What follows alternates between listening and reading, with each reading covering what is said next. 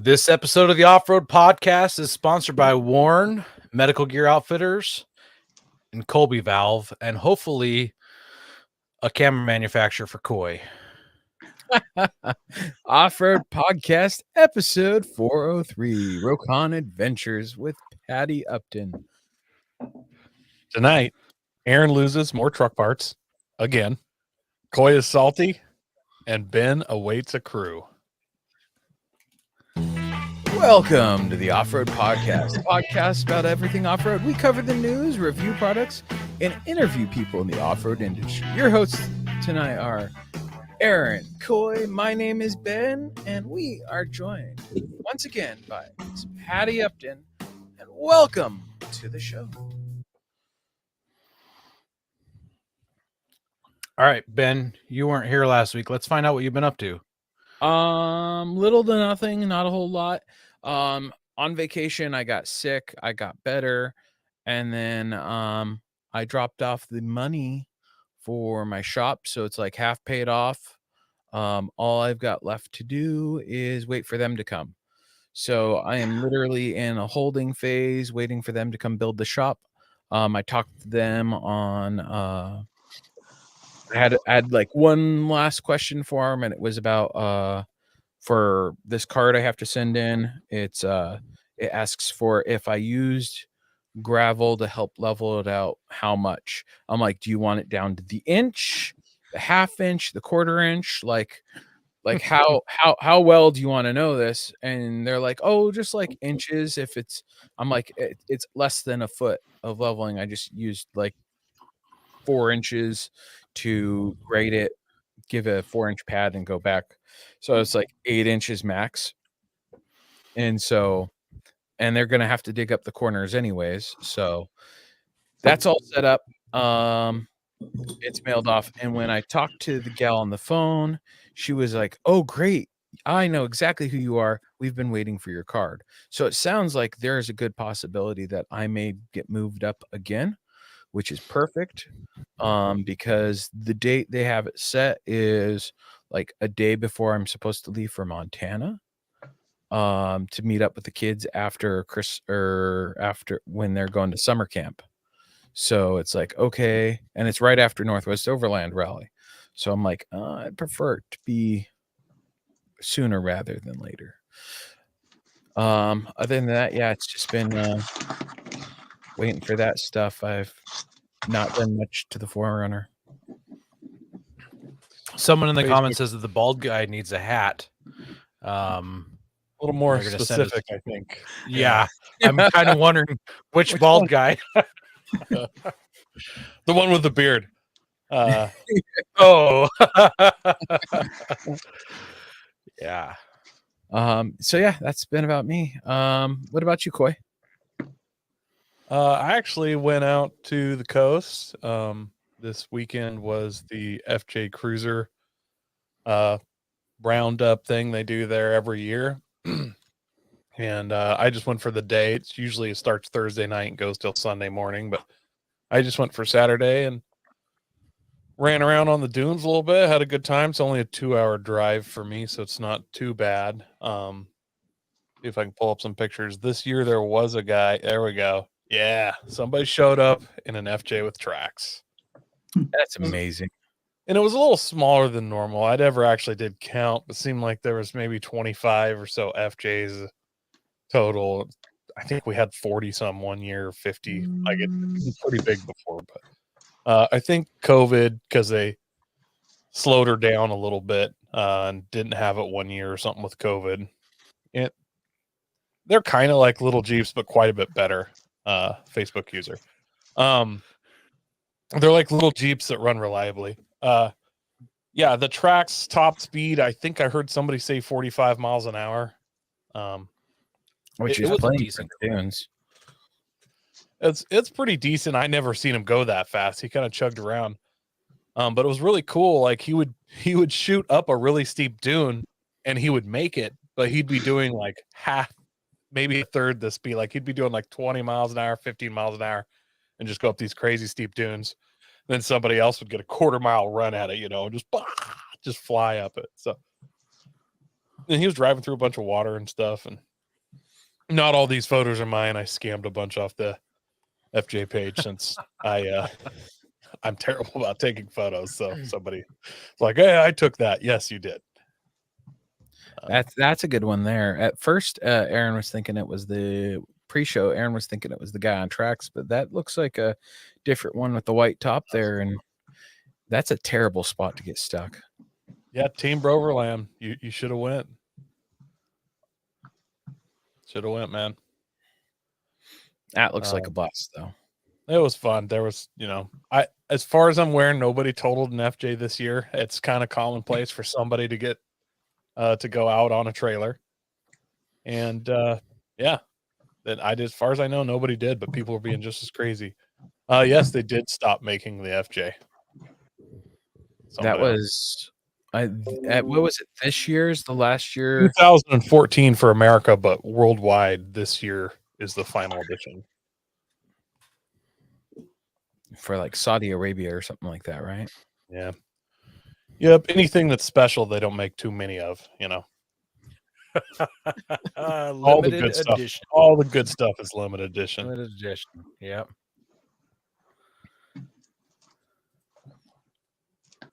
Aaron, I'm curious, man. How are you losing parts? Are you not using Loctite? Well, I'm questioning if I ever tightened that bolt in the first place. So I've got a group of preparedness guys, and we did some search and rescue training. And as we were coming off the mountain, there was just horrible grinding noise coming from one of my corners of my rig. And I'm like, I've heard this sound before. It sounds like a caliper dragging on the inside of a wheel. And sure enough, one of the bolts, the bottom bolt came out. And when you apply the brakes, it was kicking the caliper off and grinding it against the wheel. My brand new Warren wheels have a gouge all the way around them. It's a very shallow groove, but it's a groove nonetheless. And so what I ended up doing was taking the bolt off of the top portion of the caliper bracket and putting it to the bottom so that when I hit the brakes, it will pull the rotor in rather than push it out. And then I took a socket extension and shoved it in the upper hole, put a couple zip ties around it to hopefully prevent it from falling out. And I limped it 20 miles home with no issues. So just one more thing I'm going to have to fix. And I have lost a caliper bolt before. I don't know if it's a common thing. When I shared this in a group, someone else said that they had lost them as well. So I don't know. Well, maybe need to Loctite them. Caliper bolts are like what, 80 foot-pounds of torque, I think, on the Toyotas, and I'm pretty sure a lot of vehicles it's pretty close to that because they're very similar sizes. Yeah. So, I've never used Loctite on mine, but it wouldn't be a bad thing to do considering the heat you get there and the brakes and all that. Yeah, I think I would want to use red Loctite though because it heats up. The blue Loctite might not do anything. So, yeah, so there was that. When I got back, I decided to flex my rig out a little bit. We just got this new retaining wall. So I backed it up on it, and you could see the front end is stuffed pretty good there. It's kind of a fun thing to do. In this picture, it's all the way against the bump stops. Coy said I needed to rotate my tire, and I totally didn't think about that at the time. But so now I'm going to have to just do it again, which is fun. So it would be fun to see what touches what when you're fully compressed against the bump stop. So yeah, kind of fun. Both edges, inside and outside edges of your tire, touch everything. That's what you think? That's what yeah. You think it'll touch everything once it's like that? Well, I know it rubs. So I'm assuming if it's full compression, it's gonna rub a whole bunch. Yeah, that's a good point. Yeah. So we'll see. And then my shop is 100% ready for garage doors. My wife helped me get the last of the trim up on the underside of the header, and the garage doors may be going up Wednesday of this week or next week. we'll find out tomorrow. The guy's picking the doors up tomorrow, and he's going to get back to me. So Did he confirm? super excited.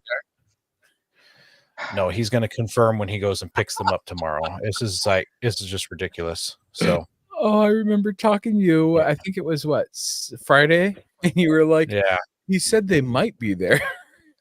Yeah, I'm not like, he's like, well, I got to make sure all the hardware and all the parts and pieces, the doors are there, but I got to make sure the rest showed up. I'm like, they don't tell you. So whatever the case is, I don't know. That is good that But- at least he knows the doors themselves are there, and it's just hardware to make sure that it's there.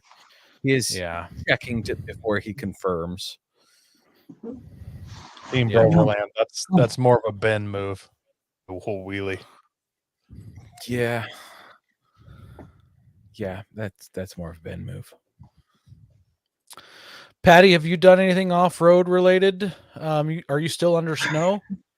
No, town isn't, but I had gone to Yakima last week and picked up the trailer for the Jeep and the Jeep in the trailer. And actually did a little four-wheeling coming over the last pass because it was snow covered and slushy, and I was towing uphill with a trailer with a Jeep in it, and I didn't want to risk anything, so swept her into four-wheel drive just to make it up and over the pass. Then Idaho side was clear and dry. It was kind of like night and day. So was that Lost Trail. Oh, okay. Yeah. Yeah, I was watching the road reports. Montana was saying clear and dry to the top, and Idaho was saying snow-packed and icy going down. Well, it was just the opposite. It was snow-packed and slushy going up on the Montana side and clear and dry on the Idaho side. And we all know the internet doesn't lie. Sorry. Yeah. That's how that goes. Yeah. We also want to thank our sponsor, Patriot Patch. Head over to patriotpatch.co and check out their selection of great patches, shirts, cleaning mats, signs, and stickers. You can also join the Patch of the Month Club for $15 and receive a patch, matching sticker, and artist proof each month. And don't forget, we've got our off-road podcast patches for sale. They are $13 shipped for the first one and $10 for any patch after that. You can see them up here on the screen, the off-road podcast logo and the Lumen Locker patch. So and there's the illuminated Lumen Locker glow in the dark patch. Go in there. So, yep. Yep. Just message us anywhere in the U.S. continental at that price. Continental U.S. Yeah. Contiguous. There we go. I like that one more. Have tire troubles ever left you deflated? Colby Valve has got you covered. Ever have a valve stem leak? Colby Valve makes reusable and easily replaceable valve stems that don't require you to remove your tire from the wheel. They work with your off-road rig, ATV, side-by-side, commuter vehicle, or even your tractor. Never be left stranded again because of a busted valve stem. They also have a tire repair kit for those punctures that keep you away from doing your favorite thing, wheeling. Make sure to check out colbyvalve.com or ask for them at your local off-road products store. Well, I've got quite the news story for you guys. It's a Jeep news story. It's a Jeep news story, and this woman really went off-road. So a woman was found, this is from The Blaze, a woman was found in a Jeep that was submerged for not one, but 2 whole days. A missing woman was found alive inside the car. Well, they say car, but it's not a car, it's a Jeep that was submerged in a lake by a crew hired to drag the car out onto land. The vehicle, a black Jeep, was first noticed in a large lake by fishermen about 40 feet away from Woody's Camp Boat Ramp. She'd been missing since Wednesday, but was rescued on Friday, 2 days later. She was hospitalized, but her condition was not released to the public. Police said the investigation is ongoing, and there was nothing yet to indicate that the incident was nothing more than an accident. I'm kind of surprised she didn't get out. I mean, between like releasing the roof latches. I have so many questions. Excuse me. Don't they check for someone inside of a car before the recovery crew? Like That's yeah. truck was Yeah. there. And she was missing for 2 days. They're not like, she's missing. Her Jeep's in the water. Maybe we should see if she's inside it. Like, I mean, I'm not a detective, obviously. I'm just a civilian, but 2 plus does 2 seem equals like- 4. yeah, it Yeah. does seem like maybe there was some shoddy work done in and around this whole situation. Yeah, I'm there's just so many things that have me curious about, like I'm gonna guess maybe her seatbelt locked up somehow and she couldn't get out of her seat. Well, they somehow drug her out. These guys don't look wet at all. Yeah. The 2 boaters pulling her in, so I don't think they went out to get her. So I don't know. Well, there's a line hooked to that Jeep, so I'm assuming there's a diver. Yeah, Like someone swam out there and realized that someone was in That's there. true. That's Or was true. Yeah. Was the Jeep not completely submerged? Like, was the top of it just sticking out and she was trapped in there, barely able to breathe for 2 days? Yeah, you'd have to, because otherwise, like, where would where would she breathe? Yeah. Yeah. So I have a feeling she was trapped. Like her seatbelt had to have been stuck or something. I would have Because, chewed I through mean- my seatbelt within 2 days. Yeah, I would have sat there with a key trying to cut it before sitting there doing nothing. But Well- I mean, obviously that's She's a woman. Also- She's got something in her purse. Yeah. even you if it's out of think- reach, there's still all sorts of options. Well, she did drive into You- a lake. If there wasn't substances or drugs involved, I would be surprised. I mean, it is a Jeep. They like to wheel, You'd not sober sometimes. you'd think that she would die of hypothermia also, though. She's Yeah, been in the water for 2 days, and this isn't warm water. no, Mm. no. And what state was that? I mean, it doesn't matter really, but regardless of I think it was in Texas, if I remember right. Well, it's clearly it's- she was drinking, and which when you drink a lot makes you have to go pee Yeah. a lot, and you're in an enclosed vehicle, you just made a warm spot yourself. yeah. Well, at least it's Texas. All of the so science. it's not. That'll hold off the hypothermia just a little bit, but not much. Well, as we heard from Patty last time she was on here, it was over 100 degrees in the Nile, and she was floating the Nile for 2 full days. Yeah, Yep. that's So- true. Hypothermia sets in quickly. Yeah. Yeah. Maybe with the black roof of the Jeep being hit by the sun and it enclosed and water not flowing actively through it, that helped keep it warm. But still, it's gonna Yeah. suck. She just ran the heater every now and then.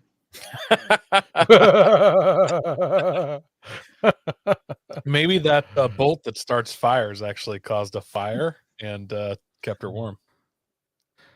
Yeah, I can't tell if this is a JK or a JL. It's a JL. Is it? Yeah, just looking at it looks like a JL. You can tell by That- the hard top latch. Yeah. And so this happened in Longview, Texas, which is halfway between Dallas, Texas, and Shreveport, Louisiana. And if you look at the hard top, it's got like you see the little triangle off the corner. It's got like a little wind deflector built into it. That's only on the JLs. The JKs are really round. Okay.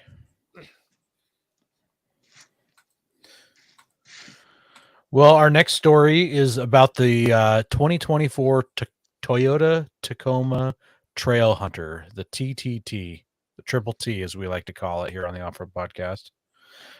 So we first mentioned this package, not knowing it was a package, back in March of 2001. It was episode 297, if you want to go back and listen to it. And Coy was even on that show way back on that day. We were talking about camp kitchen setups and our favorite things to cook while we're on the trail. So that is not a Toyota Tacoma in the picture here. This is the Tundra. This is the Toyota Tundra from SEMA that also wore the Trail Hunter badge. So once again, there's not a whole lot of details. What we do know is it's going to have an ARB source rear bumper, which you can see in this picture, and it's got a kind of a cool compass badge on the back of the tailgate, and a very beefy looking ARB frame mounted tow hook. It also has Trail Hunter branded headlight bezels, which I think those headlights look pretty dope. Yeah. It's got fender flares on it and all-terrain tires. These are the only 2 teaser photos there are, so that's just all we get to go off of as far as the photos. But going off of that Tundra Trail Hunter concept that was shown at SEMA, it had a trim specific suspension. It had underbody skid plates, had a roof rack, driving lights. It had a bed rack with a rooftop tent, a refrigerator, in-bed storage features and stuff like that. So it's a lot of things. I don't know if those things will all transfer over to the Tacoma or not. Do you have any thoughts on that, Coy? I just hope that in a parallel universe somewhere, Steve Irwin's still alive and Toyota paid him to advertise that. And he's like, "Oi, it's the Toyota Tacoma Trail Hunter. Let's go take a closer look at it." Crikey. I just think that would be awesome. You know, Yeah. though, from what I've been hearing, is the Tacoma this year or 2024 is getting an update. So it's going to be the 4th gen Tacoma, is what I've been hearing. Is So they'll gonna be only this be year. 10 years behind instead of 15 of everybody else's technology. Yeah. But it'll be interesting to see if it is or not. I'm excited. I really like this copper color. Like that's pretty pimp. I like that. Is it copper or is it green? That's I copper. thought it was a greenish color when I saw it. I was going to go like a dark gold or something. Interesting. Or maybe a bronze. Well, Bronze. I'm going to be honest, I'm not super excited. It seems just like another trail rated type. Like, is this really that much different than the pro versions? Like, they're just calling it Trail Hunter. Like, Well, if I remember when we were talking somebody about can the pay Trail Hunter package, $15,000 more for some package that's not near worth it, and they get a few Well, badges and like what? and when we talked about it, the Trail Hunter package is basically the off-road pro package plus or whatever package you get plus overland accessories added on your vehicle. So it's their overland package essentially. Basically, buy it from the factory ready to roll to the trail. This feels like a wilderness edition. But instead of for Subarus, it's Toyota. Like, hey, we put some funny colored badges, different bumper, and like, I don't know. It's kind of sad. Yeah. I'm saddened. I get that. Well, guys, it's this weekend. It's Earth Day. So, like we said, like we've been talking, Earth Day, go out, find a trail, clean it up. I'm either going out to Wilkeson, out towards Evans, or I'm considering heading out to Tahuya. I'm gonna stop by Jeremy's house, bang on his door, be like, "Hello, are you there? Do you want to come out and play? Do you want to go clean up a trail? Something." Just like go bang on his door and be like, "Grab your kids, get in your Jeep, let's go." But we'll see. Do you want to clean a trailhead? I don't have AAA. That's Something good. like that. Yeah, if anybody out there's listening and wants to meet up with Ben and go wheeling, he's claiming he's going to get out this Saturday. It's a plus if you have a AAA card. Yep. Yeah. He'll give you a hug. I'll be at a men's retreat this weekend, but that Saturday I have a trip planned to leave the retreat grounds and head to the John Day River, possibly do some plinking and pick up any trash I find along the way. I've already got a route planned out. How about you, Coy? Are you getting out at all? I have search and rescue stuff, so maybe we'll go rescue some trash. There you go. There you go. You can rescue it from the side of the road. Not very hard at all. All right, guys. Let's talk about our contest. On May 8th, we'll be doing a show with Andy from Warren about recovery stories. But leading up to that show, once again, we're asking you guys to write in with your own personal stories of when you recovered someone or when you were recovered or rescued. and we're going to pick one story at random to win a worn medium duty accessory kit. Now you can just hit us up on our Facebook page, either the Pavement Haters page. You can send us a message, or at offroadpodcast@gmail.com. And send those in, man. We need some more of those stories. You guys have a really good chance of winning this. Your odds are probably better than most any sweepstakes or raffle you've done this year. So Yep. Send it in. How much time do they have left? Well, May 8th is when we're doing this. So my math is 4, but that's not very long. 3 weeks, I think. It's 3 weeks, and today's show is April 17th, so not much time left. Yeah. Get it. Go prepared with Warren Industries. They produced the first recreational winch in 1959 and lead the industry with their dedication to quality and reliability. When you dig yourself in deep, make sure you have the right tools to get yourself out. Get Warren equipped and go where others can't. Now, let's get ready for adventure and head into our main topic.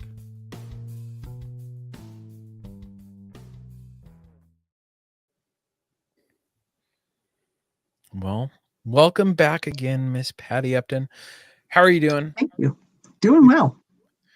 We enjoyed having you on the show so much. We had to have you on again because there's more stories, and we need to hear all the stories, right? There's always more stories. I gotta say, I had people outside of my normal sphere talk to me about this trip that you did after we aired it on the podcast, and they had listened to our podcast, and they were just like mind blown. They were so blown away with the caliber of everything that took place on your trip and everything, and they just loved your story. So I'm super excited to have you back for this other story that you're going to tell today. Well, I'm glad to be back with you guys. Well, so you took a trip again, back Once wasn't to enough. back to the Darian Gap. So you must have a special place in your heart for that piece of land down there. Can you tell us just tell us about this trip? So our episode is called Rokon Adventure with Patty Upton. So maybe we should just start off with, what in the world is a Rokon? I was going to say, let's start with what a Rokon is. A lot of people may know, a lot of people may not know. A Rokon is a two-wheel drive, has a chain drive to the front wheel motorcycle made here in the United States, back east, Massachusetts, I believe, but don't quote me on that. I'm not real sure. We had decided and talked after we had finished the trip with the Jeep around the world that we wanted to take a motorcycle through the Darian Gap. It hadn't been done all on land. Other motorcycles have gone in and done it in sections and by rivers. And actually, it was Rokons that did it. When you get right down to it, let me say this. About the only motorcycle that should be in the Darian Gap is a Rokon. It has a automatic torque converter type clutch. As I'm sure you've heard from other and more recent expeditions of motorcycles going in there, clutches do not last long. That's the first thing that's going to go on a motorcycle, and especially if you're going to drive it. I mean, if you're going to pull it through the whole way or take it on a boat, then that's not a problem. But our object was to drive a Rokon, a two-wheel drive motorcycle, through the Darian Gap. We took that rear seat off because, again, Loren was the only one on the motorcycle, and we put on saddlebags to hold some of our bedding and a toiletry kit, that sort of thing. You can kind of see it there strapped behind him. We are not motorcyclists by any stretch of the imagination. And the Rokon is really made for this type of adventure. Having two-wheel drive helped considerably. The whole thing only weighed 185 pounds, so two men could lift it. The rims are hollow, or not the rims, the wheels are hollow. So you could carry 9 gallons of fuel or water in each of the rims. So you had a supply of extra, we carried fuel. So we could resupply ourselves with fuel. It is a premix, at least it's one we had. I think they've since come out with a 4-stroke, but ours was a or one that you didn't have to have premix. Ours was a premix, so we had to have oil to mix with the gas. And I mean, if it wasn't driven, it was hauled by men up some pretty steep mountains. We more or less followed the path of the Jeep, but it could go in places that the Jeep couldn't go. We didn't have to be so worried about side hills with the motorcycle. Where a man could walk, the motorcycle could go. And So- we did the crossing in 49 days. You guys only brought one Rokon? Yes, just one. Okay. Mm-hmm. I have a relative that has one, and I've gotten to ride it just a tiny bit. It wasn't very comfortable. Do you know much about that? No, it's not comfortable. It's not made for high speed. It's made for low speeds. Yep. I think it had 2 gears. I mean, you had fast and slow, and actually it was probably slow and slower. And you had to always stop and decide which gear you were going to be in. You know, you couldn't just shift gears along the way. You figured, okay, we were in extra slow the whole time. Gotcha. That particular picture, the one you just showed, that's got a big story tied around it, as well as tied around the post. We were well within the Darian Gap. We had left the village of Basal, which is a Choco Embana Indian village, and we arrived at the village of Pukaru, which is a Kuna Indian village. And the 2 tribes of Indians do not really get, the Kuna get along, or the Choco get along with just about everybody, but the Kuna are much more secluded and they don't get along with other tribes. Anyway, before we even entered the village, we were well aware of their policies ahead of time. We stopped and Loren walked into the village with 2 men we had in our employed that lived in the village, Stanislaw and Cookie, our cook. Both men live in the village of Pukaru, and he was taken to the chief's hut and asked for permission for us to enter the village, going through the big ceremony of asking the permission. Where could we camp? We need to meet and hire men from your village to help us get to the next village, that sort of thing. So they granted us permission and they showed us where we could camp, and we'd kind of set up a camp. And then Loren went to the village meeting where he was going to hire, I don't know what we needed, 4 or 5 men, because we were having to pack everything. The Rokon only carried our own personal supplies. So the men, in order to take care of the men, we supply the food and the cooking equipment and all that. So we had to have packs for the men to carry. You get into a logistic nightmare. And so we had to hire men, and Loren was at the meeting. And at first they were very, very upset that the 2 Choco were there at the meeting with Loren. And he said, they're with me. They will accompany us to the next village, which is also a Kuna village. But they won't work. So I'm hiring just, the Kunas to work for me to the next village. And they had to decide which ones were going to work and how much we're going to pay them and that sort of thing. Well, he was gone for maybe 30 minutes or so. And I'm sitting in camp, and all of a sudden, 6, 8 men came rushing into camp, all excited and agitated. I wasn't even sure where they came from. And they went after the motorcycle, and they grabbed the motorcycle. And I said, no, you can't move the motorcycle. Loren's the only one that can move the motorcycle. And I finally got up and sat on the motorcycle. And then they started grabbing the bedding and the other packs that were laying around and the machetes and stuff that were laying in camp and heading away with them. So I started hollering for Loren. Well, Loren and about 3 other men walk in. And he said, there's something wrong at the meeting. He says, they want to take the motorcycle to the meeting hut. I said, okay, well, if they're going to take the motorcycle, everything goes. We're not going to split camp. We're all going to be together, motorcycle equipment, everything. So we got everything moved into the meeting hut.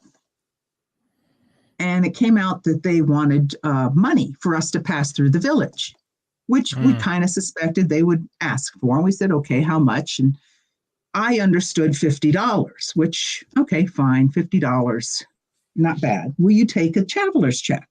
They fully understood the concept of traveler's checks. And they said, yes, they would take a traveler's check. I said, okay. Now, mind you, the only way they can get out of this village is to get in a dugout canoe and go many hours downriver to get to another village, to get to a bus that will take them 7 hours back to a city where they can cash this traveler's check.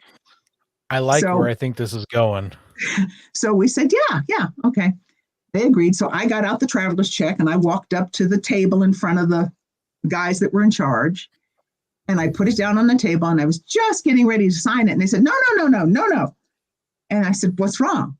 And they said, and I think it was $500, which is $500, not $50. Oh, And I grabbed the check and I said, no way. And it was just no way. We were going to give them $500. yeah. And we tried to reason with them. We said, we abided by the courtesy of stopping before we got to the village, asking permission to enter the village. You don't ask someone doesn't knock on your door, invite you in, and then say, oh, by the way, it's going to cost you $500 now. You're in. And we tried to explain this to them. We said, okay, fine, we'll leave. No, it's going to cost us $500 to leave. We said, no, that's not right. Well, that's when the chain came out and chained the motorcycle up. And it was $500 if we wanted to get out of there. Wow. And this went on for, probably 30, 40 minutes. And our two Choco natives workers were behind us, Angel and I can't remember the other gentleman's name. I've got it written down here. Anyway, Angel and Jose. And Loren turned around and talked to them. And immediately the Kuna said, no, you can't talk to them. You can't talk to them. And Loren basically said, I can talk to anyone I want to. And I'd written out a note real fast in English stating if they could get this to the American embassy, try to do so because we're being held against our will. But get message to the Guardia that are in Paya, which is the next Kuna village that we were going to come to, about 11 miles away. It's just before the Colombian-Panama frontier, and there's a Guardia Nacional. At that time, it's Guardia Nacional. Now it's Santa Front. Guardia Nacional outpost there. We said, get message to the Guardia that we're being held captive. And all this time, these Kuna are telling us not to talk to them, not to talk to them, not to talk to them. And finally, Angel and Jose took their machetes and their water jugs and my note, and they left. And I was scared shitless for these guys because I thought, my God, they're going, it's now 9, 10 o'clock at night. They have to hike 6 miles back to their village in the dark in an area that these guys, the Kunas, are kind of in control of. And so we had no idea what happened with them at the time. I mean, it was a rather sleepless night that night because we didn't know what was going on. And it was late the next afternoon when 2 Guardia showed up in camp. And they basically, we explained everything to them and they understood and they sympathized with us. And they said there really wasn't much they could do because the Kunas have a lot of autonomy in Panama. And one guy says, well, I'm going to go back to Yavisa and see what I can do there. Meanwhile, you guys sit tight, see if you can work something out because we don't know what we can do. And the one lieutenant turned around and looked at me. He said, do you feel safe here? And I absolutely said, no, I don't. I absolutely am scared crazy right now because I don't trust any of these people. I mean, Loren lived outside the village of Pukaru for 9 months when he was down there with the Jeep expedition. So he knew a lot of these people. And I said, no, I don't trust any of these people anymore. I mean, there were a couple there that I do, but they weren't involved in this. I said, I don't. So we were in the meeting hut at this time and he turned around to these young Kuna Indians that were more or less in charge. And he said in Spanish to them, basically, no harm should come to these people. And the next day, we got a message from the lieutenant, his compadre that went into Yavisa. And basically, he said, my translation was, we should get out of Dodge at whatever cost. Mhm. Don't stick around. So we said, okay, and it was costing us money to be there because Loren had already arranged for mules and horses to meet us at the Panama-Colombia border to take over transporting supplies. Instead of having to hire a lot of men, we could hire horses and mules in Colombia to transport the food and that sort of stuff. So these guys are on the payroll sitting at the border waiting for us because they cannot come into Panama with the horses. So they're sitting at the border waiting for us and being on the payroll. So this was costing money by us not moving. So Loren finally turned around and he said, okay, I will agree to pay each village because we were now told that Kaya was going to charge us the same amount. We said, look, we'll pay each village $200, but we won't be able to pay you until we get back to Panama and get money. And then Loren's going to come out and pay off all the people that are working for us, which they knew that. It's funny how they can disagree with the gringo and not really like the gringo, but they totally trust you. On our previous Jeep expedition, some men didn't get paid for 4 or 5 months until we got back to Panama City, cashed checks, got money out of the bank, and then sent the money down via the missionary pilot. And then they got their money, but they knew that they would be paid. So we had that reputation that they would be paid. So we said, let us go. We'll pay you each $200 and we'll go away. So they said, okay, fine. So we went on our way. Not long story short, at the end of all this, Loren had drafted a letter in Spanish. This is now we're back in Panama, and he's gotten all the pay ready to pay off all the men. He's going to go back out there by boat and pay off everybody. That he's going to give to the chief of the village, that if they want our money, they take us to court. They're not going to get a dime from us. The men are going to get paid, but they're not going to get their $200. And in the meantime, as Loren's going upriver to go to the village to pay them off, Cookie's coming downriver to Panama. So Cookie had a note with him, and it stated that since this was a new law that they had written, that motorcycles had to pay $500, and we were the first ones there to abide by this law, that they were going to let it go for us and we wouldn't owe them anything. Oh, wow. So it was rather, when we were there, it was rather uncomfortable. And I have been back down there twice. I went back down in 97 and I went back down in 99 just to go down to the village of Basal and see some of the people that worked for us. In fact, the trip I took down in 99, this was just to go down by boat down to the village. I took plastic containers and scrap material and blue jeans and T-shirts and anything I thought that the natives in the village could use to leave with them.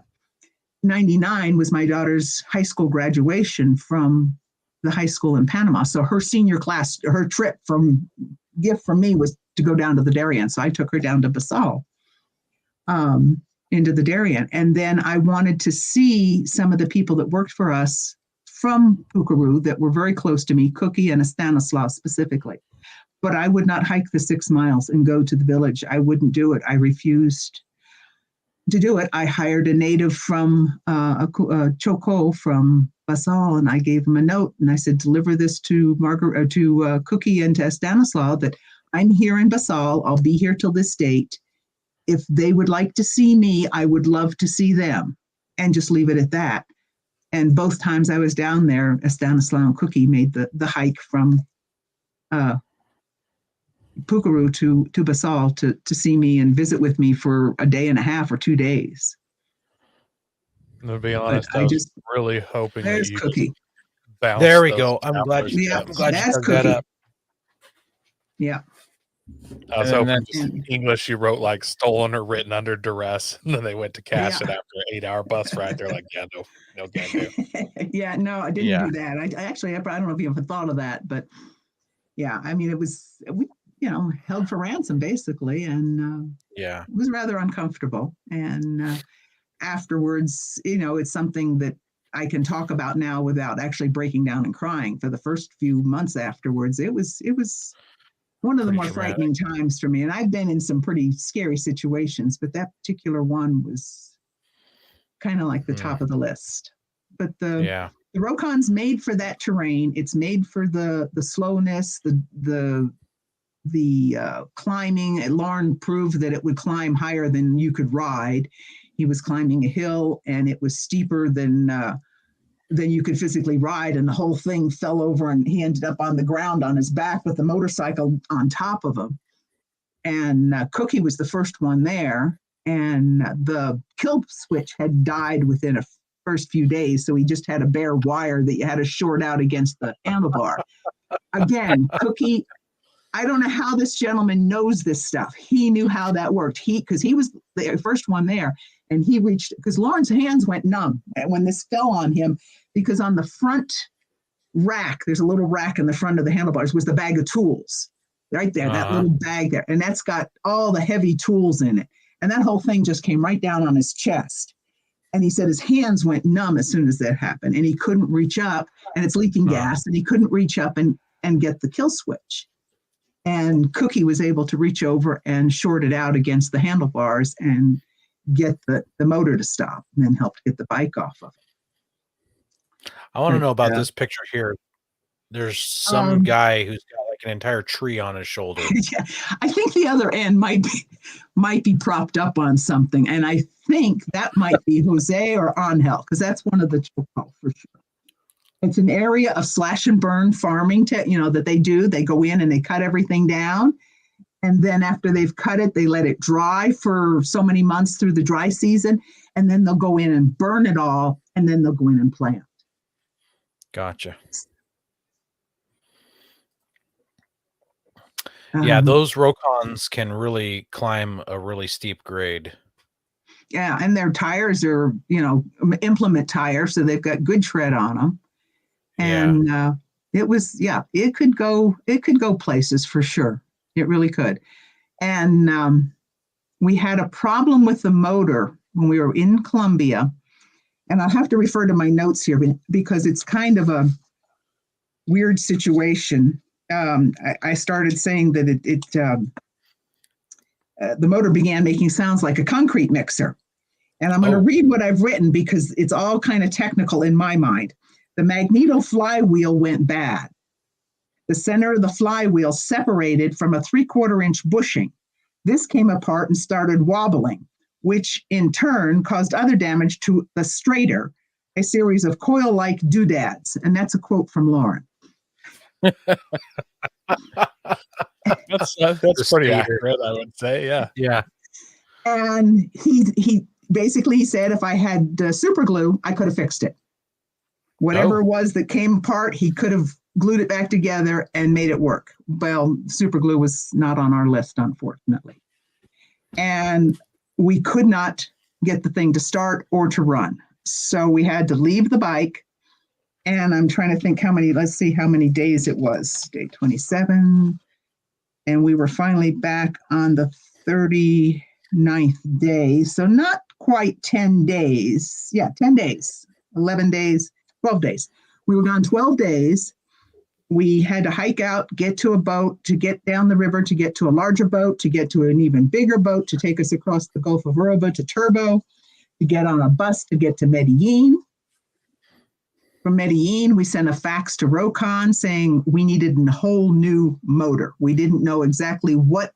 Loren didn't want to start taking things apart and replacing things out there. The whole motor weighs 11 pounds. So we're not talking, astronomical things here.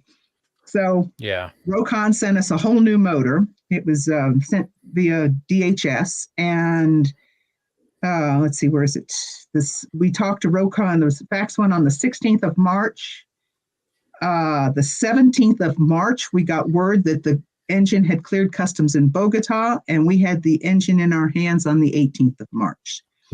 Oh, nice. So for 2 days, that was it. I mean, the whole thing, 2 days, we had the new engine in our hands, and we turned around and reversed it and went by bus and boat and trail back out to where the Rokon was. Loren had to undo a few boats, slap in the new motor, done, finished, worked fine. And we started out that day about midday. We got to the village of La Raya in the afternoon. And as we came across this wooden log bridge across this creek going into the village, I looked down in the river. There was several women down washing clothes and stuff. And there was another woman down there in camouflaged fatigues. And she had on a sports bra and then a t-shirt with the arms really cut out of it. She had an automatic weapon of some sort strapped across her chest. She had a pistol on a belt on her hip with a knife on the other side. And I kept looking at it thinking, what in this picture doesn't belong? These women are washing their clothes on a rock, and then there's this woman. There's something that's not quite right here. Tomb Raider. And we went into the village and asked for permission to spend the night. And if we'd known later what we knew now, they gave us permission to spend the night. And within a few minutes, this woman and another woman and a man, all well outfitted in camos and lots of weapons, showed up. And between Cookie and I, we explained to him what we were doing. The man was the one in charge. And I had a letter written in Spanish from the Colombian embassy and the Panamanian embassy stating what we were doing and to afford all possible courtesies to these people. Basically, a don't shoot them letter. And he seemed perfectly fine with this. I mean, they weren't overly friendly by any means.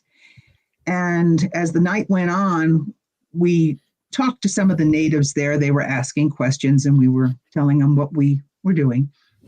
And at the outskirts of the group of natives around us, you could see these three people, the two women and the men, standing there. Very uneasy feeling. And just about the time I was going to bed, I walked up to Cookie and very, very quietly and under my breath, I just asked him in Spanish, were these police? Because I didn't know, and I was sure they weren't, but I didn't know. And he just wiped his mouth, meaning he wasn't going to say anything. I said, okay. So I went to bed, and about 40 minutes later, Cookie came. We're laying down in a house with no walls. It's got a roof on it, and it's got a wooden floor, and we got mosquito net tied up everywhere. So there's ropes all about 3 feet off the ground, so you have to kind of crawl around. So Cookie came crawling over underneath all the ropes and very quietly asked for a cigarette. So he didn't want them all at once because he'd smoke them all at once. So I doled them out to him. So I gave him a cigarette. And then he very quietly in Spanish said gorillas and just backed out of there. That next morning, we were out of that village daybreak. I mean, we had eaten breakfast. We were packed. We were on the trail. We were out of there. And so we had our first introduction to the Colombian FARC guerrillas. And I mean, it could have gone any which way you can imagine, and it went the best way possible. And as we went along, Cookie would pick up information from the villages, and more, we were going to see more and more Colombian FARC guerrillas as we went along, and especially at the villages. So we were doing our best to avoid as many villages as possible. And several days later, we're following the Salaki River. And there's kind of two stories in this. The Salaki is a very, very twisty river. When we were there with the Jeep, Margarito was our guide. Margarito couldn't be with us on this trip. He'd been in a hit and run automobile accident in Panama and was recuperating. So we didn't have him. But on this particular trip on the Rokon, we're in the same area. And when we were there with the Jeep, Margarito climbed a tree and he could then get up high above this caña flecha stuff that kind of grows along the river. And he could see above it, and he could see where the river made its twists and turns, and he could spot another tree, and he knew he could take a bead on that. And he knew instead of following the river, he could cut through this area and cut out all these snaky turns of the river. Well, the guys we had working for us on the Rokon, they weren't quite that savvy and they couldn't do it. One of our sponsors on the Rokon trip was Trimble Navigation. We had one of the very first handheld, privately available to private citizen GPS, handheld GPS systems. And so I was taking readings all through the gap. We had one of the first GPS readings going through that area. And finally, Loren said, this is killing me following this river. It's going to take us forever. I said, well, let's see what we can do and see if we can make this GPS pay for itself, so to speak. So I took a GPS reading where he was. I got in our boat because now we're next to this river. So we've got most of our supplies in this little dugout. Got in the dugout with Cookie and the two guides. And I said, okay, let's go down river. And we went down river, 30 minutes or more. And I took a reading at the river. and I had my Girl Scout compass with me. And I then said, okay, guys, start cutting. And we just took a right hand, just made a right hand turn back, and I just had them start cutting. And I kept referring to the GPS and the compass. And then when I felt we were back in far enough, I said, okay. And I took another reading and I said, okay, there he is out there. Let's go. And I just kept telling these guys to cut. And every now and then they'd look back at me and kind of wonder what the hell I was doing, looking at these devices.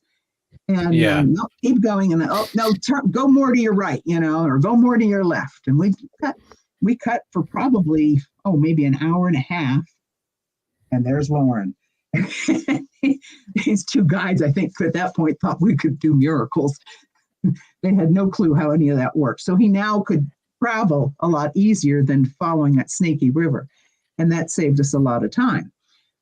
A few days later, same river, much straighter at this portion of it. Loren's over on the right-hand bank. We're going downriver. Guides are with him. And I could hear where he was. I wasn't feeling well. I had a sinus infection or something. So I was in the boat with Cookie and all the supplies. And I thought, I'll take a GPS reading because I could hear Loren. So it's pretty close. I took a GPS reading. And I could hear a motorboat coming up the river towards us. So I thought, And I had the GPS in my hand and I just dropped it below the level of the gunnel so it wouldn't be up and visible. And this long piragua came around the corner, had 5 men in it, good sized motor. And it had been kind of raining, so they all had ponchos on. And I just slipped the GPS then into my backpack. And the boat went on by. And about the time it got completely past us, the motor stopped. And it just started coming downriver with the current. And I thought, oh boy. And the lead man in the boat said, he introduced himself, said, how are you today? I said, well, I'm not feeling too good. And that's why I'm in the boat. And my husband's over there on the motorcycle. And we chit-chatted. And Cookie kind of filled in where he could. And then the guy said, he said something about have a great day. And then he put his finger to his lips. And he pulled back his rain poncho.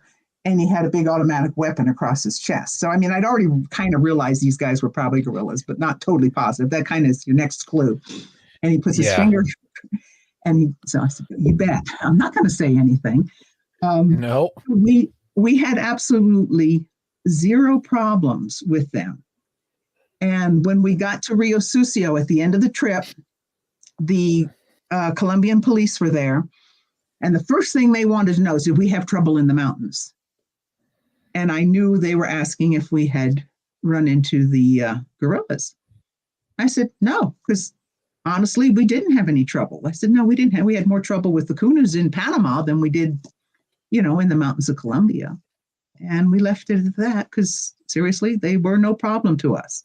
Since then, of course, they've, kidnapped several missionaries out of the village of Pucarú and killed them, held them captive for years before they killed them. They they got 2 British, I think they were. One maybe an American, one British young men hiking through the Darian, kept them captive for 9 months and then turned them loose. So really when we were there on the Rokon expedition, it was kind of like the last time it felt safe to be down there. And that was borderline at that time. And the best part of it is, the day we met the first set of guerrillas in the village of La Raya, which was also the day we'd gotten the Rokon running again and got to La Raya, and there the FARC guerrillas. That was our first wedding anniversary. See, that's going to be the newest thing to give to your loved one on the first wedding anniversary. Do you know much about the FARC guerrillas? Can you explain who or what they are at all? Not really. There were so many different factions of guerrillas down there. I think they were the most radical anti-government group there was. And I think they were the largest and most well-funded group there was. But I don't know for sure. All I can say is I count my blessings that they were as good to us as they were, because things could have been way different. And who was the other one? Pelton. He was another one that went down there later and got in trouble with them. And it was just one of those things that, and sometimes it just takes the certain type of personality that might clash with their personality. Who's to say? Oh, but absolutely. We were very fortunate. So Patty, is the Mhm. you said it was a Trimble, right? Is it this one in the Right. middle here? No, that looks too modern. Ours was, I think it was kind of orange colored. I have it somewhere here in the house somewhere, or out in the storage shed.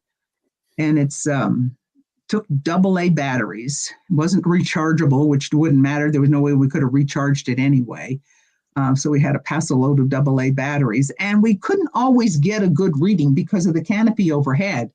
If we were to creek, I could usually get a better reading because I could go out in the creek and there'd be less canopy directly overhead, and I could get a better reading. And elevations were never, I don't think, totally accurate. Sometimes they were really off, but because you had to have, I want to say 5 satellites to get a good elevation reading, if I remember correctly.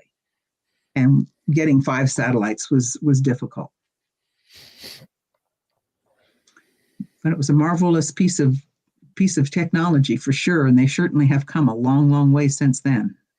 I'm curious about this one. Right here. So in the That's comments, closer to it. That's almost identical to it. So yeah, like a Scout. Only I think it was orange. That's But cool. yeah, that looks very similar. In the comments, Eric is asking if we're hearing fart gorillas. It is FARC, FARC, FARC, which stands for the Revolutionary Armed Forces of Colombia. So, yeah, for those wondering, because I thought disbanded. Yep, I had to look it up because I was also hearing fart, and I thought that was interesting. So, yeah, FARC, the FARC gorillas. Yeah, but yeah, we were very fortunate. It was a good trip. It was never a dull moment, mind you. There was always something. Either when we first started out, we had 3 young British guys that were going to hike through the Darian, and they said, "Well, can we join you? We'll be kind of more secure, that sort of thing." We said, "Yeah, but you're going to have to pack stuff. It'll save us from paying to hire people to pack. You're going to have to pack some 50-pound loads, and we'll feed you and that sort of thing." Well, come to find out, they were just total bozos. We left them with the Rokon right after we got down there, and they took it out and ran it up and down the street several times.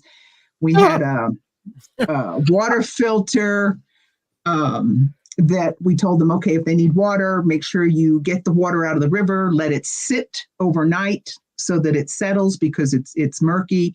Then you can pump because it was one of the older ones where you had to pump the water through the filter.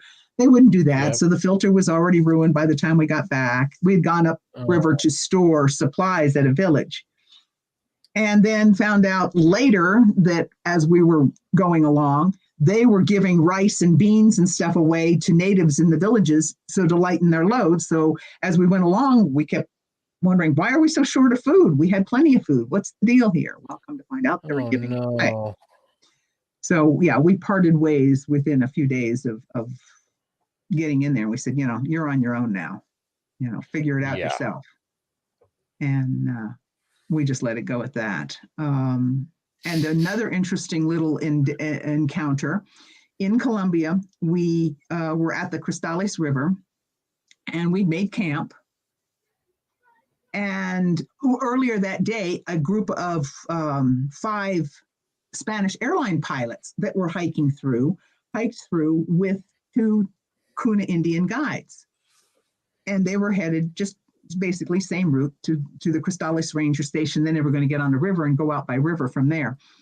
And so we said goodbye, and we talked for maybe 20 minutes, and then they went on their way and we went on our way, and we got to our camp and made camp that evening. And we hear this noise coming towards us from where we're headed. And it was these 5 Spanish airline pilots. Their guides had gotten them to the river and said, okay, now they had to pay half the pay up front before they left Pukeru, and then the rest of the pay was when they were at their destination. Well, the Gunas told them that this was their destination. You just go up that trail just 5 minutes and there's the Crystallis Ranger Station, which isn't true. And they took their next sum of money and turned around and booked back to Pukeru and just left these five Spanish pilots out there. And sure, they crossed the river and walked 5 minutes, and there's nothing out there. So they wandered around for most of the afternoon, never finding anything, and then decided they'd work their way back to the river, and they came across us. So we put them up for the night. We gave them food and said, okay, fine. And one of our guides, Jorge, we sent him with the 5 men the next day and asked Jorge to guide him to the Crystallis River Ranger Station, which he did. But I mean, it was just a sad thing for these guys. I'm surprised they did as well as they did out there. I mean, they're airline pilots. That's not necessarily up their normal thing to do, is hike through the jungle with no guides. And Man, we were very fortunate. We had Cookie with us again, and to this day, in fact, I was trying here just a few weeks ago, trying to find out how I could reach him, because I have a book I'd like to get to him. And so I'm looking for anybody heading down to the Darian that could possibly deliver a book to the village of Pukeru to Juan Rebus. And if there is anyone out there headed down there, I'll gladly chip in a buck or two and get you down there and get this book to Cookie for me. It's kind of important that he gets it. And we're also looking for a home for the Rokon.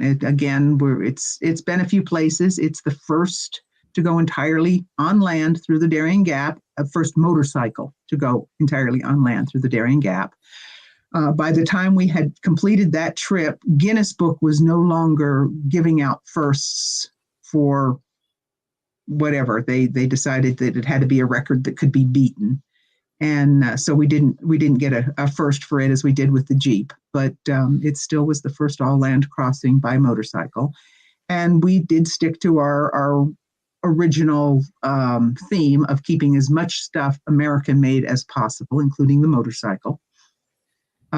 Most of our sponsors all of our sponsors were American companies. Granted, not all the products they had were made in America, but the companies were all American companies. And nice. But it was a good trip. It had, like I said, high points and low points, but they all do, and that's what's memorable. Absolutely. Did you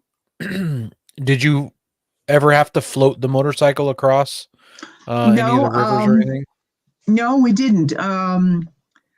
Most of them, he was able to. It was low water this season we were down there, this dry season, and he was able. This is the only one I can remember where we actually had to put it in a boat and take it from the one side to the other side of the river. This was from just crossing over to the village of Rio Sucio. It kind of comes to a point of land where the Salaki River dumps into the Atrado River. And then right across from the mouth of the Salaki, where it's dumping into the Atrado, is the town of Rio Sucio, which is Dirty River. And that's what we considered the end of the Darian Gap, because from that point on, when we were there with the Jeep, that was the end of the road, because we were able to drive 38 miles out to a highway. When we were there in the Rokon, there was actually trucks and buses that were coming into Rio Sucio on a regular basis. When we were there back in 87 in the Jeep expedition, it was a tractor trail only, not really used by vehicles. But there in 95, it was a regular track road that went out. And so we considered this the end of the Darian Gap crossing. That makes sense. Yeah. You guys have any more questions for Patty? No, that I can think of. I pulled up Google Earth and I'm like trying to find Rio Sucio.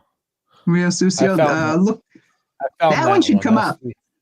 Yeah, that should come up. It's a pretty big town. It's spelled RIOSUCIO. Oh, I guess I could actually search it. All right.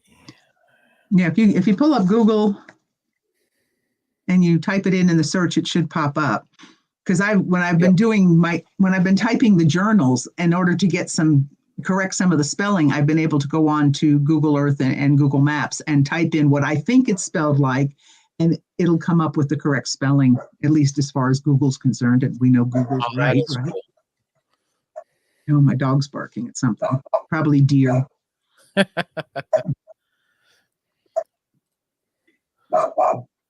That is cool.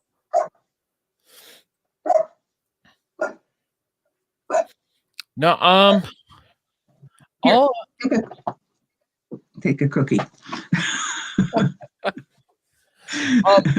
So you mentioned Cookie. In this picture, where is it? It was the other guy. This guy. So, Cookie's the Cookie's guy. on. Right. Mm-hmm.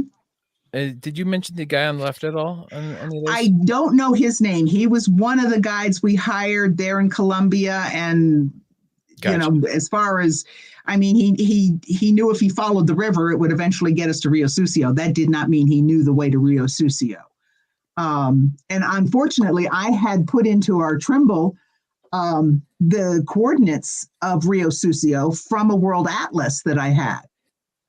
So it was one of those things they always asked me, how much further, because they knew I had something that would tell us how far we were from Rio Sucio. And I'd look at it and it wasn't making sense. It was putting Rio Sucio further than we thought it should have been. And sure enough, it turned out to be, it was 4 miles off from where it actually is.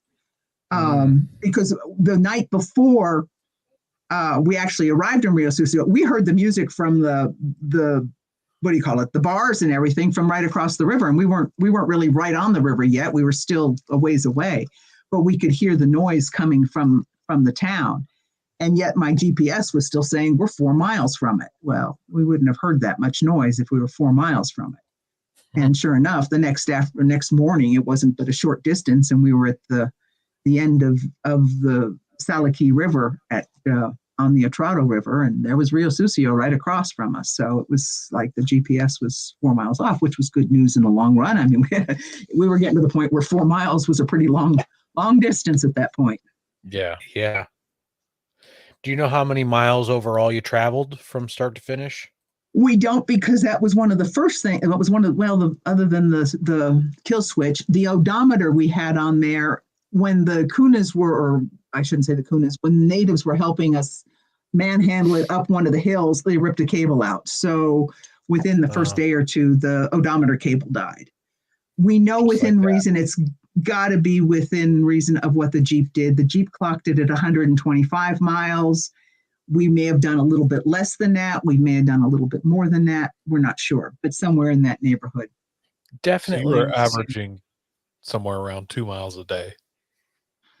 Probably, yeah. Well, probably a little more. Yeah. Since you took 10 And then days there were to go 12. around. Yeah. Then there were 10, 12 days where we didn't move. Because the first few days out, we were on some logging roads that we had 11, 12 miles. We made, I think, 11, 12 miles the first day. Well, not the first day, second day. Because the first day we actually, because it's not a motorcycle, we couldn't drive it to Yavisa, which is considered the end of the Pan American Highway or the beginning of the Darian Gap. So we had to ship it by boat from Panama City up to El Real, actually. And the boat had the dubious pleasure of being sunk on 2 or 3 previous occasions. And we were told it was going to be a 12-hour trip, and it took 57 hours. Needless to say, we were glad to get off that tug. But when we got there, we actually had to go from El Real across a point of land of 4 miles to get to Yavisa, because we wanted to start at Yavisa, because Yavisa is the end of the Pan American Highway. So we had that 4 miles, and then we had to turn around and do that 4 miles back again to where we started to cross the river to get to Pinogana, and then continue up past Pinogana and the Boca de Coupe in that area. And that area was all logging roads. And I think Loren did 11, 12 miles the first day. I mean, we could hardly keep up with them. He was just booking it and going. Yeah. So they actually care if it's a road legal motorcycle down there? Like, I thought you kind of just Well, drive whatever you wanted, however. it probably wouldn't have mattered, but it's 100 and some miles. I don't know how long it would Oh. have taken us to drive 107 miles on that Rokon, and we could never have gotten all the supplies down there anyway. And we still would have had to have another vehicle to carry all the supplies down. So by going down by boat, it kind of did everything at one time. Makes sense. Gotcha. Wow, that's And wild. then and once we got to 57. Columbia, The 57 hours just blows my mind too. yeah, it was horrible. It really to be was. I fair, mean, you it's not that far. You probably could have ridden the Rokon 100 miles. Yeah, Is that yeah, far? probably. Yeah, probably could have done it twice by then. Yeah, exactly. Yeah, for sure. And when we got to Columbia, we couldn't get the bike out of Columbia. Our original goal was we had called our expedition originally Through the Gap and Back, thinking we'll drive through, get to Rio Suso, we've got a blaze trail, we've got our natives already hired, turn around and just come right back on the same trail. Well, that went out the window when we met the Kunas. There was no way in hell we were going to go back through Kuna territory. And then, of course, when we met the guerrillas, we weren't going to go through there again. So we had to change the name of the expedition. Loren had called, well, the Jeep was called the Sandship Discovery after one of Captain Cook's vessels. He named the Rokon Rosanante, which was the name of Don Quixote's horse in the Cervantes novel. Okay. And we ended up changing the title of the expedition from Through the Gap and Back to Through the Gap, the Taking of the Windmill. In other words, we slayed the dragon. And we ended up having to find a way to ship it out of Colombia. And because of the hoof and mouth disease, it couldn't go back to Panama. So we had to find a shipping agency that would ship it directly from Colombia back to the States, because we were going to take it back to Panama and put it back in the crate and ship it from there that we'd shipped it down in. But that wasn't to be. We found a shipping company. In fact, it was the same shipping company, but they shipped it directly from Colombia back to Florida for us. That's crazy. Yeah. Well, Patty, you're getting ready to start hitting the road here soon, aren't you? Yes, I am. The middle of May, I take off with the Sandship Discovery in her new trailer. She's got a nice 20-foot car hauler trailer that she's ensconced in, and has some beautiful artwork done on it by one of our local sign maker here in town that did a wonderful job. And I leave for Flagstaff for the Overland Expo West, which is the middle of May. I think it's the 17th, 18th, 19th, or 19th. And I don't remember. I don't have a calendar in front of me, at least not for May. But that weekend in May, I'll be there. And then I'll be in the Bantam Heritage Jeep Festival in June. I think it's the first weekend in June. And then the first weekend in August, it's at the Toledo Jeep Fest. And then the third weekend in August, it'll be the Overland Expo in Loveland, Colorado. Overland, Colorado, Overland Expo, Mountain West. Yeah. And I'll be at those 4 events and with the Discovery, and also still looking for a home for the Discovery, but looking for a home for the Rokon as well. She needs a nice place to go to rest. She's in Lawrence's garage in Yakima right now. And we need a good, safe place for her. All I can think of is some of the cool car museums where that would just fit in perfectly. Send me a list of them and I will contact them. I know of 2 here and locally to me. Well, actually, they're owned by the same people here. There's the LeMay Car Museum.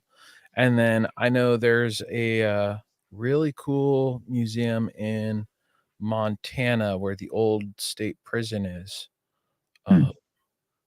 where you pay for the tour for the prison, but they also have a car museum there. They've got some cool Jeeps in there. There's a car museum down here in my neck of the woods called the Brothers Automotive Collection. I don't know if it's something you'd look into, but it's a pretty impressive car collection. Yeah. Yeah, we'll give you some ideas after Yeah. some more ideas after the show.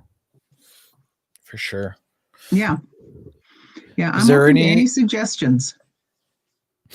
Is there any way people can reach out and talk to you, hear more about your story? Best way is my that's- email, which is my first name, Patricia, at outbackofbeyond.com. And that's your website also. Yes, outbackofbeyond.com is the website, correct. And it has stories and pictures, my schedule for the summer, little history on some of Loren's previous expeditions, a little bit of everything on there. Which I saw the website got a little bit of an update here recently, didn't it? Oh, and finally, I've been fighting with those people for, God, forever. In fact, I just was on, just before I came on here tonight, putting on a link to the other talk show I did, and that aired the other night, so I put the link on there for that. And then I had found a couple of spelling errors I had to take care of. I don't know where they come from. I always proofread it, and it still has spelling errors in it. So It's when your autocorrects it to the wrong word.